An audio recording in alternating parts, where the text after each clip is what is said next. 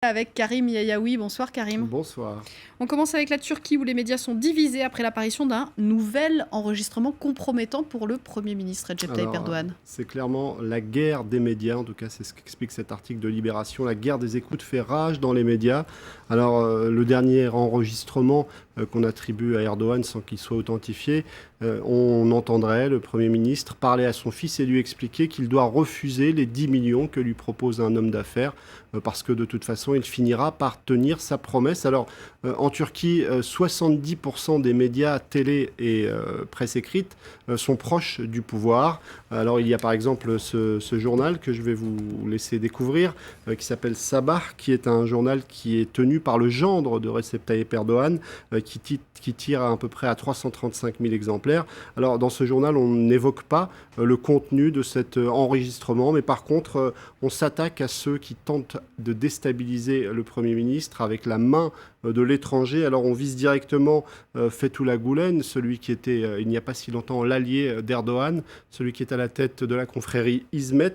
Et puis de l'autre côté de l'échiquier médiatique, on va dire, il y a Zaman, un journal qui tire à peu près à 1 million d'exemplaires et qui, lui, se délecte en expliquant que le tremblement de terre des écoutes continue. Alors, il faut tempérer cette guerre médiatique. En tout cas, c'est ce qu'explique un spécialiste du côté de Libération. Ezra Arslan explique qu'une partie de la population, en particulier les jeunes, ne font pas forcément confiance aux médias traditionnels, télé, qui sont nombreux en Turquie, et presse écrite, et qu'ils se tournent de plus en plus souvent vers les réseaux sociaux pour aller chercher l'information. Et pour preuve, en quelque sorte, cette vidéo qui a été, ou plutôt ce son qui a été mis en ligne sur YouTube a été vu par plus de 4 millions d'utilisateurs de la plateforme de partage vidéo. En tout cas, l'affaire fait grand bruit. Pour preuve, du côté des spectateurs du match de foot Galatasaray-Chelsea il y a quelques jours, il y avait les traditionnels slogans pour soutenir son équipe, mais on parlait aussi dans les tribunes de pots de vin et de corruption. Cette affaire a décidément fait trembler, continue de faire trembler le pouvoir turc. Tout autre chose en France, un livre lève le voile sur les violences sexuelles subies par les femmes au sein de l'armée.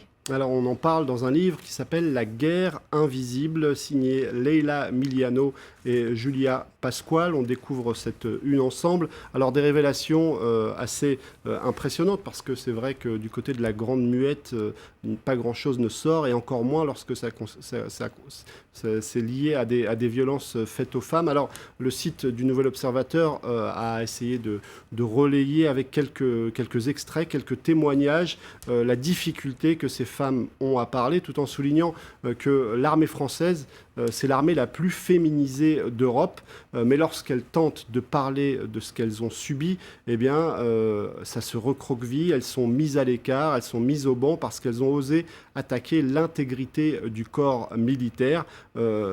Clairement, on souligne dans ce livre et aussi dans les médias qui relayent les meilleures pages de ce livre que l'armée gère très très mal ce genre de situation. Mais en tout cas, ce livre a au moins un intérêt, en tout cas déjà un intérêt, c'est qu'il a provoqué une commission d'enquête qui a été demandée par le ministre de la Défense pour essayer de voir ce qui s'est passé dans une quarantaine de cas qui sont évoqués dans ce livre.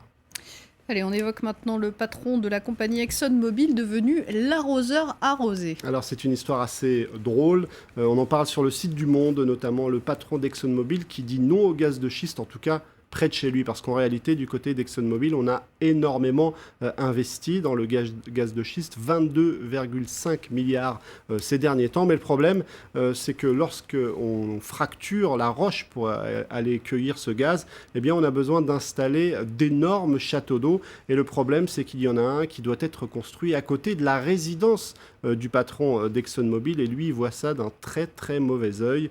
Il veut bien qu'on exploite le gaz de schiste, mais pas à côté de son ranch qui vaut 5 millions de dollars et qui risquerait de perdre un petit peu de sa valeur. En tout cas, il a déposé plainte avec 3 de ses voisins. Évidemment, cette affaire a suscité beaucoup d'ironie sur les réseaux sociaux. On a même créé un hashtag pour l'occasion, I'm with Rex, je suis avec Rex. Évidemment, c'est ironique et beaucoup de protecteurs de l'environnement utilisent ce hashtag pour se moquer de cet homme. Et en plus, il y a quelques mois, il s'est opposé à une loi qui était censée essayer de mettre un petit peu d'organiser un petit peu cette technologie qui est assez violente pour l'environnement, on le sait. Merci beaucoup, Karim Yayaoui, pour cet œil sur les médias. C'est maintenant l'heure de notre focus. C'est un peu moins drôle, hein. Nous partons aujourd'hui